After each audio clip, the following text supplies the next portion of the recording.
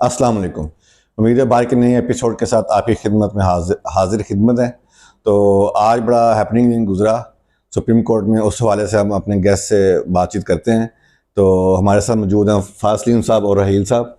तो पहले आपसे रहील साहब कि आज बड़ा हैपनिंग दिन गुजरा सुप्रीम कोर्ट में, इसके पहले जो बैकग्राउंड पे हमें आप बताएं। मुज़ाकरात हुए तो हुकूमती पार्टियाँ जो पीडीएम का सारा वो फोरम है और पीटीआई के दरमियान, वो मुज़ाकरात कामयाब क्यों नहीं हो सके? Thank you so much for calling me in.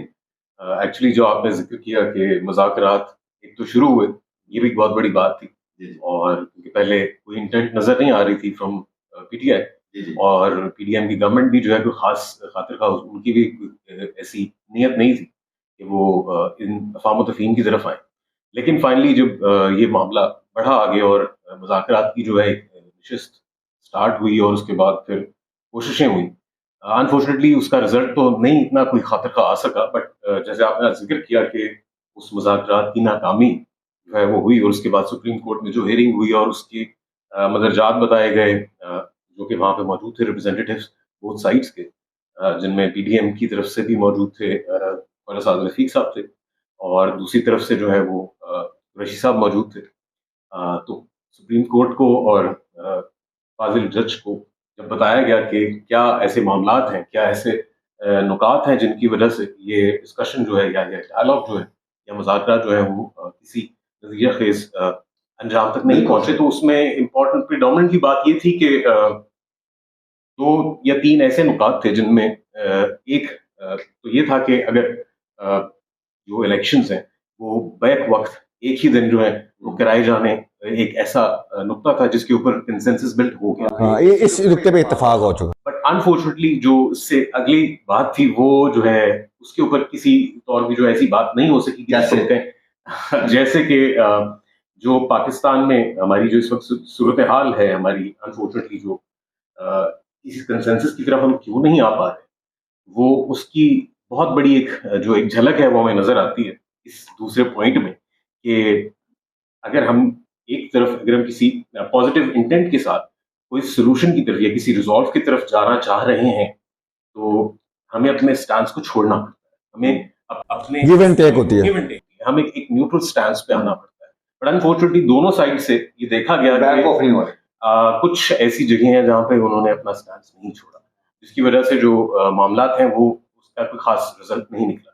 But supreme court की तरफ से जो हेयरिंग के बाद जो हमें इंफॉर्मेशन जो आई है वो बड़ी खुश आइन मैं कहूंगा, इन सेंस कि अभी still there is a margin जो कि हम समझते हैं कि जिसके अंदर भी मजीद शायद चांस है कि बेहतरी हो सकती है, या डायलॉग के जरिए इस रिजॉल्व की तरफ पहुंचा जा सकता है, चाहे वो गवर्नमेंट साइड हो चाहे वो प्रेडोमिनेटली जो पीटीआई की जो ऑपोजिशन है उसकी बात की जाए। तो मैं समझता हूँ कि ये एक अच्छा तो नहीं बट किसी तौर एक्सेप्टेबल सॉर्ट ऑफ एक्सेप्टेबल होगा। बिल्कुल, अब डिस्कशन में फाद को भी शामिल करते हैं। ये फाद जिस तरह उन्होंने राहील ने काफ़ी इस पर मुफस्सल रोशनी डाली कि जो एक नुक्ता था कि एक ही दिन इलेक्शन कराने का नुक्ता, उस पर तो तकरीबन तमाम ही पार्टिसिपेंट ने अपनी इंटेंट शो की कि वो ठीक है। मसला यहाँ पे आ रहा है कि हाउ, तो मतलब उसके लिए उनको अपनी असम्बलियाँ गिरानी पड़ेंगी, जो मरकज़ में और सूबाई जो है उसमें, जो बलूचिस्तान की और सिंध की, तो उसमें उनको प्रॉब्लम आ रहा है। तो उसमें अब आप क्या देखते हैं, कैसे हो पाएगा, हो भी पाएगा कि नहीं हो पाएगा, कि सुप्रीम कोर्ट को सिर्फ ये टाइम गेनिंग टैक्टिक्स है? देखिए, बात सिंपल सी है। ये प्रॉब्लम कहाँ पे है? प्रॉब्लम इधर है कि जब पंजाब और केपी की असेंबली डिसॉल्व हुई तो कॉन्स्टिट्यूशन कहता है कि 90 डेज में इलेक्शन होने चाहिए, लेकिन पीडीएम का इसमें मौक़िफ़ ये था कि मुल्क में स्टेबिलिटी नहीं आएगी और इलेक्शन जो है पूरे मुल्क में एक ही दिन होने चाहिए। तो मुज़ाकरात में जैसे रहील ने साहब ने कहा, तो बेस्ट तो यही था कि गिव एंड टेक हो। कुछ ऑपोजिशन जो है वो फ्लेक्सिबिलिटी दिखाए और कुछ गवर्नमेंट दिखाए, और उसका बेस्ट जो है वो सोल्यूशन ये था कि कुछ 1-2 महीना ये आगे बढ़ जाएं, 1-2 महीना वो पीछे आ जाएं। लेकिन मुज़ाकरात में यानी हमें ये देखने में आया कि ये वेस्ट ऑफ टाइम है। नहीं, उसमें जो मैंने जो देखा सारा, उसमें उन्होंने कहा कि बजट के ऊपर था। उन्होंने कहा बजट कौन देगा, अगर हम हुकूमत गिरा देंगे बजट कौन देगा? अगर बजट का प्रॉब्लम है तो वो नहीं बहाना है, नहीं पंजाब में भी मसला नहीं बहाना है। बजट तो देखिए, बजट तो एक प्रॉब्लम नहीं है। देखिए, इसके ऑपोजिशन का इसके अंदर पॉइंट ऑफ व्यू ये था कि इमरान खान साहब ये कहते हैं, वो कहते हैं कि जो नई गवर्नमेंट आएगी उसका हक है कि वो बजट दे और वो अपनी डायरेक्शन सेट करे।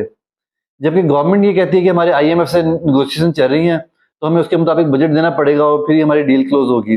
लेकिन ये एक प्रॉब्लम नहीं है, क्योंकि बजट तो आप अभी इस महीने में भी दे सकते हैं, इसके लिए जून जुलाई में जाने की तो जरूरत नहीं है। 2018 में भी PMLN की गवर्नमेंट थी और उन्हें पता था कि अब हमने इलेक्शन में जाना है, तो उन्होंने पहले ही बजट दे दिया था। तो अभी आप मई में बजट दे सकते हैं, कोई इशू नहीं है। लेकिन यहाँ पे प्रॉब्लम एक और है, इंटेंट। प्रॉब्लम ये है कि जो हम यानी हमें जो नजर आ रहा है वो ये नजर आ रहा है कि PDM जो है वो चाहती है कि इलेक्शन जो है वो 15 सितंबर के बाद हो। जैसे कि आपको पता है कि वो असेंबली में भी कानून भी लेके आ रहे हैं जी। नहीं, इल्जाम नहीं लगा रहा, मैं आपको तो अपना पॉइंट ऑफ व्यू बता रहा हूँ। आप देखेंगे असेंबली में ये कानून लाने की कोशिश कर रहे हैं कि जो तारीख है वो तारीख, आपको पता है कि जब असेंबली डिसॉल्व होती है या अपना टाइम पूरा करती है तो उसकी जो तारीख है वो सदर देता है, और वो अगर असेंबली अपना टाइम पूरा करे तो फिर 60 डेज में इलेक्शन होने होते हैं। अगर एक दिन पहले भी वज़ीर आज़म असेंबली तोड़ दे और एडवाइस पहले ही भेज दे तो फिर वो 60 डेज से बाद 90 डेज तक भी जा सकती है। लेकिन उसमें प्रॉब्लम क्या है कि अगर आपको पता है सदर आरिफ अलवी होगा और वो बजट देके भी असेंबली डिसॉल्व कर देते हैं, तो वो जो पहला दिन होगा यानी 60 दिन के बाद 61 डे होगा, तो वो उस दिन पे इलेक्शन रख देंगे और वो इलेक्शन करवाना पड़ेगा। तो जब PDM की ये मूव है तो ये इस आपको वाज़ेह इशारा देती है कि वो चाहते ये हैं कि अगर हमें मुज़ाकरात में बात यहाँ पे बजट में हो भी जाए, ऑपोजिशन मान भी जाए, तो हमारे पास बाद में मैनिपुलेट करने का जो है ना वो हो। और हमें अब ये बात सोचने की जरूरत है कि वो क्यों चाहते हैं कि 15 सितंबर से जो है वो बात आगे जाए। 15 सितंबर से पहले उन्हें इलेक्शन किसी 15 सितंबर के बाद वाले मुहर्रकात पे आते हैं। पहले हम रहील को तरफ दोबारा जाएंगे, जिस तरह रहील इन्होंने बात की, आप भी उसमें कोई ऐड ऑन करना चाह रहे थे साहब। मैं उसमें अपना क्वेश्चन एक उसमें एक्सटेंड कर देता हूँ कि जैसे इन्होंने बात की उसमें आज सुप्रीम कोर्ट की हियरिंग में एक चीज़ बड़ी ज़बरदस्त हुई, उन्होंने वॉलंटरीली ख्वाजा साद रफीक साहब उस पर आए पोडियम पे और उन्होंने एक चीज़ आर्गूमेंट बिल्ड करने की कोशिश की कि बेनज़ीर जब असैसिनेशन उनकी हुई थी तब इलेक्शन आगे हुए थे, जब सैलाब की सूरत हाल में भी एक दफ़ा इलेक्शन आगे हुए, तो लिहाजा गुंजाइश निकलती है आगे किए जा सकते हैं। तो आज की ऐसा क्या हुआ कि आज क्यों आगे कर रहे हैं जब आइन वाज़ेह तौर पर मौजूद है कि ये उस पर लिमिटेशन उसकी मौजूद है, तो आज तो ऐसा कुछ हुआ भी नहीं, तो ये क्यों आर्ग्यूमेंट दे रहे हैं? और सुप्रीम कोर्ट में साथ ऐसा क्या जो आप इनकी बात में ऐड करना चाह रहे हैं और मेरा क्वेश्चन दोनों ऐड। पहले जो जिस तरह फहद ने कहा उसमें ऐड करूंगा कि जिस तरह एक प्रॉपर प्रोसीजर है हमारे आइन में कि जब गवर्नमेंट की मुद्दत या जो उसका जो एक्सटेंट है वो खत्म होता है, यानी कि अगर 4 साल मुद्दत या 5 साल मुद्दत अगर खत्म हो गई है और इलेक्शन कमीशन के पास बात जाती है और इलेक्शन जो है वो होने स्केड्यूल होते हैं, उसका एक प्रॉपर प्रोसीजर है। उसमें गवर्नमेंट जो ऑलरेडी मौजूद है जैसे कि वफाक में है, इसी तरह बलूचिस्तान में भी है और सिंध में भी है। अब ये जो गवर्नमेंट्स मौजूद हैं उनका डिसॉल्व होना और उनकी जगह केयरटेकर गवर्नमेंट्स आना, ये एक ऐसा प्रोसीजर है जिसमें हमें कोई नया कानून बनाने की जरूरत नहीं है, ना ही कोई ऐसे इकदाम करने की जरूरत है जो हमें एक्स्ट्रा माइल जाकर करने होंगे। नंबर 1। नंबर 2, आपने जिक्र किया कि जिस तरह ख्वाजा साहब ने और साद रफीक साहब ने पोडियम जो है वो जिसको कहें कि बगैर उनके वॉलंटरीली, और उन्होंने ये एक तौजीह पेश करने की शायद वो इस वजह से वो गए हैं कि वो उस मुज़ाकराती टीम का हिस्सा थे। डेफिनेटली उनकी वजह यही थी कि क्योंकि वो जाहिर है वो फर्स्ट हैंड एक्सपीरियंस रखते थे उन मुज़ाकराती टीम में वो शामिल थे PDM की तरफ से, और उन्होंने अपना एक वर्जन देने की जो है कोशिश की जिसमें उन्होंने जिक्र किया जैसे मोहतरम बेनज़ीर भुट्टो की जो असैसिनेशन थी उस दौरान एक कुछ महदूद मुख्तसर से अरसे के लिए जो है वो एक्सटेंड की गई जो जनरल इलेक्शंस की जो डेट थी, क्योंकि ज़ाहिर मुल्क में जो हालात थे, एक इंस्टेबिलिटी थी, एक केओस क्रिएटेड था बिकॉज बहुत बड़ा एक नाम हम इस चीज से क्वेश्चन मैं जो आपसे पूछना चाह रहा हूँ आज रेलेवेंस कैसे इसकी क्रिएट होती है इसकी तरफ आ रहा हूँ कि नंबर 1 उन्होंने कहा कि इन केस ऑफ इमरजेंसी उन्होंने वो एक्सप्लेन करने की कोशिश की जिस तरह बेनज़ीर की असैसिनेशन। नंबर 1। नंबर 2, उन्होंने जो रिलेट किया इसको फ्लड्स का।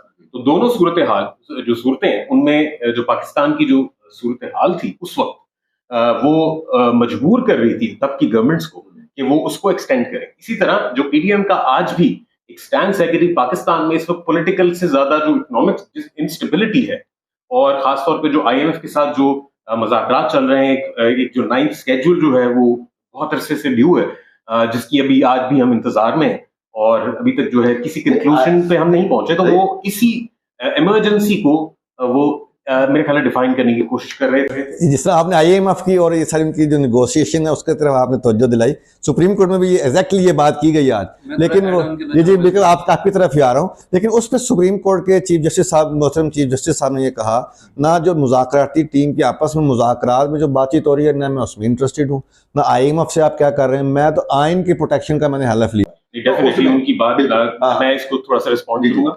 डेफिनेटली सुप्रीम कोर्ट जो मोजेस साहिबान है उनकी तरफ से जो ये एक बयान आया, ओके, मुझे एक रीजनेबल डेट दें आप बस। उनका सियासी किसी भी मामले से कोई ताल्लुक नहीं है, वो इंटरप्रेट कर रहे हैं उस आइन को जिसके वो कस्टोडियन है। तो उस हवाले से उन्होंने बड़ा वाजे अपना एक बयान जो दिया कि उनका कोई ताल्लुक नहीं है कि IMF से क्या डील चल रही है गवर्नमेंट की। लेकिन अनफॉर्चुनेटली हमें एक चीज जरूर यहाँ पे देखनी पड़ेगी कि अगर हम पॉलिटिकली इसको देख रहे हैं, अगर उससे हट के जो किसी रियासत या किसी गवर्नमेंट की जो मशीनरी है या गवर्नमेंट का जो एक पूरा मैकेनिज्म है उसको चलाते हुए और उसके हवाले से इकदाम करते हुए किसी भी गवर्नमेंट, चाहे वो PDM की गवर्नमेंट हो, चाहे वो इससे पहले की गवर्नमेंट होती या किसी और भी जगह पर गवर्नमेंट होती, किसी और पार्टी की गवर्नमेंट होती, तो गालिबन वो स्टांस लेते कि ये ऐसी क्योटिक सिचुएशन है या गालिबन ऐसी इमरजेंसी है कि पाकिस्तान में क्योंकि सैलाब आए, पिछले साल हमने देखा कि बहुत डेवस्टेटिंग किस्म का पाकिस्तान जो है उसका सामना करना पड़ा, और गालिबन हमारे जो वजीर खारजा साहब हैं और हमारे जो दीगर रिप्रेजेंटेटिव्स हैं।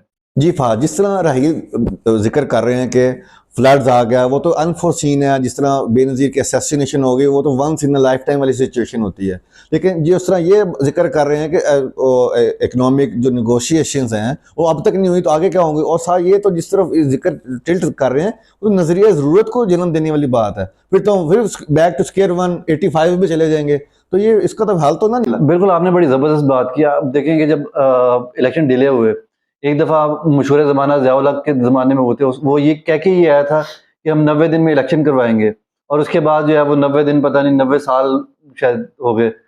इसी तरह मुशर्रफ के दौर में बेनज़ीर की असैसिनेशन हुई है, लेकिन अगर आप दोनों चीज़ों का कंपेरिजन करें तो जो बेनज़ीर की असैसिनेशन थी उसमें इलेक्शन इस तरह से डिले नहीं हुए थे, केयर टेकर गवर्नमेंट थी, इलेक्शन कैंपेन में ही थी वो। तो फिर हुआ ये कि उसकी वजह से हालात ख़राब हुए और वो 10-15 दिन जो हालात साजगार नहीं हुए वो फिर कैंपेन का और मौका दिया गया पॉलिटिकल पार्टीज को। तो की बात जी, करते तो हैं ना, अब भी हमारा जो साद रफीक बात कर रहे थे वो तो बेसिकली बिल्कुल गलत बात है ना। इलेक्शन तो 90 डेज से ऊपर चले ही गए हैं और सुप्रीम कोर्ट ने फ्लेक्सिबिलिटी भी दिखाई हुई है। देखिए अगर आप 30 अप्रैल को हो जाते तो भी 90 डेज से बाहर थे, और उसके बाद 14 मई को भी हो जाते तो तब भी 90 डेज से वो बाहर ही थे। तो 90 डेज वाली कहानी तो खत्म हो गई हुई है। और अगर आपने फ्लेक्सिबिलिटी दिखानी है तो वो कहते हैं ना, जब वो साइंस में कहते हैं +-5 का एरर, +-10 का एरर, तो अब वो भी हो चुका हुआ, वो 30 अप्रैल तो 16 अप्रैल के बाद 30th वो +- ही था, ये जो मजीद गुंजाइश निकलती है वो 14 भी एग्जैक्टली। तो वो फिर ये है कि आप 10-15 दिन की तो गुंजाइश आप निकाल सकते हैं, लेकिन आप ये कहेंगे वो 5-6 महीने के लिए यहाँ से वो तो एब्रोगेशन ऑफ द कॉन्स्टिट्यूशन, उसके लिए तो एक तरमीम चाहिए। चलिए अब बहुत बात होगी हमारे, वो तो मजीद मुज़ाकरात होंगे। लेकिन एक और बात करना चाहूंगा, देखिए एक गवर्नमेंट आती है और वो आगे आती इस नाम पे है कि ये हमारे मुल्क के माशी हालात बड़े बुरे हैं और हम इसको ठीक करेंगे, और अगर वो उसको ठीक नहीं कर पाती तो आइन और जमहूरियत क्या कहती है, वो ये कहती है कि दोबारा से फ्रेश इलेक्शंस हो, फ्रेश मैंडेट, तो अवाम को फैसला फ्रेश मैंडेट आए। अगर अवाम समझती है कि गवर्नमेंट बेहतर कर सकती है तो गवर्नमेंट को दोबारा वोट देके दोबारा में गवर्नमेंट में ले आए, और फ्रेश फेसिस ले, और 5 साल के लिए उनके पास मैंडेट हो ना, स्टेबिलिटी हो, लोगों को पता हो कि 5 साल के लिए अभी गवर्नमेंट आ गई है, जो ये पॉलिसीज बना रहे हैं ये 5 साल के लिए रहेंगे। यहाँ तो ये नहीं पता कि अगले महीने इस गवर्नमेंट ने रहना है कि नहीं रहना, और वो अपने मुंह से भी कह रहे हैं कि हम बजट देके चले जाएंगे, तो कौन इन्वेस्टर जो है वो इन्वेस्ट करेगा। इसी तरह अगर लोगों को लगता है कि ये ऑपोजिशन गवर्नमेंट इस काबिल ही नहीं है कि ये कुछ कर सके, तो वो ऑपोजिशन को वोट देते हैं, वो कहते हैं जी आप गवर्नमेंट में आओ। नहीं वो ठीक है, आपकी बात ठीक है, मेरा ख्याल है बजट में कुछ रिलीफ दे के इलेक्शन में जाना चाहते हैं, उनका सिर्फ यही एक स्टांस होगा। अब देखें ना, ये काफी बात होगी। आखिरी इसमें लाइन ऐड करना चाहूंगा, कुछ लोग ये भी कह रहे हैं कि वो तनख्वाहें बढ़ाना चाहते हैं कि तनख्वाहें बढ़ा दें और वो सारी चीजें। प्रॉब्लम ये है कि वो तो ये मई में भी कर सकते हैं, इसके लिए जून जुलाई में जाने की जरूरत ही नहीं है। मसला जो है ना वो बात आके जो है ना वो 15 सितंबर के बाद में, ये ऑन गोइंग डेवलपिंग सिचुएशन है ना, इस पर हमारे पास मजीद रूम होगा, इस पर हम मजीद बात करेंगे जैसे जैसे मुज़ाकरात आगे बढ़ेंगे। आज एक और बड़ा ज़बरदस्त इवेंट हुआ, तो 12 साल बाद पाकिस्तान का फॉरेन मिनिस्टर इंडिया के सॉइल पे गया और वहाँ पर मुलाकात हुई। बिलावल भुट्टो जरदारी जो हमारे फॉरेन मिनिस्टर हैं, आज वो इंडिया में है, जो शंघाई कोऑपरेशन ऑर्गेनाइजेशन उसके इजलास में। तो उसमें एक सेगमेंट ऑफ सोसाइटी है वो जिक्र कर रहा है या उस पर तनकीद कर रहा है कि उनको जाना नहीं चाहिए था, ऑनलाइन कर लेते। तो रहील, पहले मैं आपके पास आऊँगा, आपका इस पे क्या पर्सपेक्टिव और क्या व्यू है? देखिए, इसमें बड़ी अहम बात है, एक अहम इस हवाले से कि पाकिस्तान, जैसे आपने जिक्र किया कि 12 साल के बाद पाकिस्तान के फॉरेन मिनिस्टर जो है वो इंडिया की सरजमीन पर जो है वो किसी बाकायदा दौरे पर मौजूद है। ये एक अहम पहलू इस बात का इस तरह भी है कि जो डायलॉग है बिटवीन टू नेशंस, चाहे अगर हम उस पर इख्तलाफ भी रख सकते हैं या उससे इत्तेफाक भी कर सकते हैं, लेकिन अनफॉर्चुनेटली हमें ये भी देखना जरूरी है कि कोई भी तस्वीर डायलॉग के जरिए, टेबल टॉक्स के जरिए ही किसी नहज पे पहुंच सकता है। इस हवाले से ये एक ऐसा अहम मामला या मौका इसलिए कि बहुत सारे बड़े ममालिक के, दीगर ममालिक के जो वज़राए खारजा वहाँ मौजूद है, साथ साथ ज़ाहिर है इंडिया और पाकिस्तान के भी वज़राए खारजा वहाँ मौजूद होंगे। और रशिया, चाइना, इंडिया, वो तो है। जी, रशिया और चाइना आप समझते हैं और आप जानते हैं कि चाइना अनडाउटेडली सबसे बड़ी इकोनॉमिक पावर आप कह लें या किसी भी और हवाले से ऐसी एक पावर है जो किसी तरफ टिल्ट अगर रखती हो तो मामला काफी बेहतर भी हो सकते हैं या अदर वर्ड्स वो बिगड़ भी सकते हैं।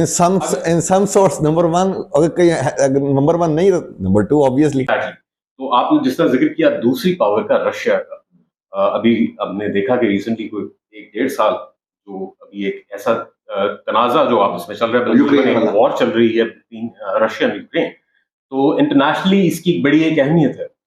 इंटरनेशनल जितने भी फोरम्स हैं, जितनी भी बड़ी नेशंस हैं, चाहे आप यूरोपियन यूनियन की बात कर लें या आप दीगर और यूनाइटेड नेशंस की बात कर लें, हर जगह पे जो है इसको इसकी बड़ी जो है उसको बड़ा स्नब किया गया लोगों ने, और जितने भी फोरम्स पे बात की, और रशिया की इस हरकत को जो है वो पसंदीदा नहीं कहा जा सकता और नापसंदीदगी का इजहार किया गया। बट अनफॉर्चुनेटली अब देखें प्रैक्टिकली क्या हुआ। जिस तरह हम कहते हैं ना, जो पॉइंट इज राइट, वो पावर जो कि रशिया रखता है, अनफॉर्चुनेटली वो अभी भी वही मौजूद है, वो अपने स्टांस से किसी तौर भी नहीं हिला। तो मैं इसको रेफरेंस कोट इसलिए कर रहा हूँ कि पाकिस्तान, इंडिया, ये ऐसा एक खित्ता है जहाँ पे रशियन इन्वॉल्वमेंट जो है वो, चाहे वो अफगान वॉर हो, जो प्रॉक्सी पाकिस्तान ने अनफॉर्चुनेटली जो है वो जिसके कई साल, 2 दहाइयों के करीब जो इस मुहित है वो गुजरा, उसके बाद फिर हमने अमेरिकन इन्वॉल्वमेंट देखी, और उसके बाद वो इनकलाबी देखा जो कि हमने रिसेंटली पिछले 1.5-2 साल में हुआ। यहाँ पे रहने वाले लोग जो हैं, इंडिया और पाकिस्तान जो अवाम है, उनके लिए बहुत अहम बात है कि जितनी भी इन्वॉल्वमेंट हो, चाहे वो रशिया हो, चाहे वो यूएन हो, चाहे वो दीगर ममालिक हो, या चाहे वो यूनाइटेड स्टेट्स ऑफ अमेरिका हो, वो यहाँ पे अपने फुटप्रिंट को जरूर रखते हैं, बट अपनी पॉलिटिकल गेन या अपने दीगर मोटिव्स के लिए। बट जो यहाँ रहने वाले पाकिस्तान और इंडिया के अवाम है, इसी तरह अगर हम अफगानिस्तान की बात करें, ईरान की बात करें या चाइना की बात करें, तो ये वो ममालिक हैं, ये वो खत्ता है, अगर आपस में ट्रेड और एक ऐसी फिजा कायम की जा सके जो कि प्रोडक्टिव हो, कि ना कि ऐसी हो कि लेकिन ना इसमें जो आप जो बात करें उसमें वो तो सारी ठीक है, वो तो बहुत अच्छी सारी बातें फॉरेन पॉलिसी की, तो इन चीज़ों पे नेगोशिएशन होनी चाहिए। लेकिन हमने देखना चाहिए 12 साल क्यों नहीं गया, मैं तो उस तरफ जिक्र कर रहा हूँ, वो नहीं गया, उसके पीछे एक रीज़न है ना कि कश्मीर हमारा एक इशू है। जब तक वो नहीं होगा, आपकी तरफ हाथ आता हूँ, गया लोग कर रहे हैं, तरकीद कर रहे हैं कि नहीं जाना चाहिए था, कुछ कहते हैं अगर ज़रूरी थी क्योंकि चाइना का ये बेसिकली शंघाई का है तो ऑनलाइन किया जा सकता था, हमें अपना स्टांस उसको छोड़ना नहीं चाहिए जैसे ये कह रहे हैं कि वो कोई भी स्टांस छोड़ता नहीं है, ना यूएस, ना रशिया, ना चाइना। तो आपके इस बारे में क्या ख्याल है? ये मैं इनकी बात से शुरू करूंगा। फॉरेन मिनिस्टर को बिल्कुल जाना चाहिए वहाँ पे। हमारे मुल्क में अब ये जो ड्रामा है, जो एक आपको इंडिया को एक ऐसा विलन दिखा के लोग इसको पॉलिटिक्स में इस्तेमाल करते हैं, ये ख़त्म होना चाहिए। अगर हमने इंडिया को दिखाना ही है तो हमें कंपैरेटिव एनालिसिस होना चाहिए कि इंडिया और हमारा मुकाबला इकोनॉमी में कैसे, हम वो किधर खड़े हैं और हम किधर खड़े हैं, बाकी आईटी में वो कहाँ पे और हम कहाँ पे हैं। जहाँ तक अगर बिलावल भुट्टो की अगर आप बात कर रहे हैं तो वो हमें ये देखना चाहिए कि वो हमारे मुल्क को रिप्रेजेंट कर रहा है वहाँ पे, और उसने वहाँ पे जाके क्या बात की। जब आप वहाँ पे जाते हैं तो आपको अपना मौक़िफ़ रखने का मौका मिलता है, और बाकी वज़ीर ख़ारजा के साथ देखिए, अगर आपके बारे में प्रोपेगेंडा हो रहा है, आपने कश्मीर की बात की, कश्मीर से लिंक्ड है, तो आप जाके हमें अब ये देखना है कि उसने कश्मीर के बारे में वहाँ पे क्या बात की, जो उसकी प्रेस टॉक थी, जो वहाँ पे कॉन्फ्रेंस में उसने बात की और बाकी सारी चीज़ें की। हमें उस चीज़ को क्रिटिसाइज करना चाहिए, अप्रिशिएट करना चाहिए उसकी उस बात को देख के, ना कि इसको कि वो गुनाह है, इंडिया जाना गुनाह है। कोई गुनाह नहीं है, हम जाएंगे तो हमारी आवाज़ वहाँ तक पहुँचेगी, वरना मीडिया में कवरेज तो नहीं मिलती ना। आप देखें BBC, CNN, ये वो, पाकिस्तान की बात तो वहाँ तक पहुँचती नहीं है। हमारा प्राइम मिनिस्टर इमरान खान वहाँ पे गए, उन्होंने वहाँ पे यूनाइटेड नेशन में खिताब किया, फिर वहाँ पे लोकल कम्युनिटी से खिताब किया। तो उससे क्या होता है कि आपका मौक़िफ़ लोगों तक पहुंचता है। जो प्रोपेगेंडा होता है कि जी ये दहशतगर्द हैं और ये दहशतगर्द को प्रमोट करते हैं, टेररिज्म को प्रमोट करते हैं, तो आपको काउंटर करने का मौका मिलता है और वो जाके ही मिलता है। आप पाकिस्तान में बैठ के वो अपनी वो उस मौके से फ़ायदा उठा सकते हैं। तो ये अच्छा किया वो वहाँ पे गए, लेकिन हमें अब ये देखना पड़ेगा कि उन्होंने वहाँ पे जाके बात क्या की। जैसे कि आप देखेंगे कि हाँ, जजमेंट जाने ना जाने की बजाय वहाँ जाके स्टांस क्या लिया एग्जैक्टली स्टांस क्या लिया, बात क्या की, हमारा सर फख्र से बुलंद किया या हमारा सर झुका दिया। तो ये तो जब वो बात करेंगे तो हम उस पर कमेंट कर सकते हैं। ये बिल्कुल गलत तनकीद हो रही है, अगर पीटीआई की तरफ से भी हो रही है और जहाँ से भी हो रही है कि वो क्यों गया, उसे जाना ही नहीं चाहिए था। बाइकआउट तब आप करते हैं कि जब वन ऑन वन होती है कि एक आपको किसी हाँ, आपने इसमें तो बेसिकली तो आपका होस्ट चाइना ही है ना, वो तो प्लेस ऑफ जो होस्टिंग है वो इंडिया है। जी नाज़रीन, आपने मौक़िफ़ सुना आज हमारे जैसे रहील ने भी जिक्र किया और फ़हद ने भी। अगर आपने प्रोग्रेस करनी है दुनिया में तो आपको दुनिया के स्पीड के साथ स्पीड मिला के चलना पड़ेगा। आप दोनों मौज़ूआत पे आप अपनी आरा से हमें आगाह कीजिए। अल्लाह आपका हामी और नासिर हो। अल्लाह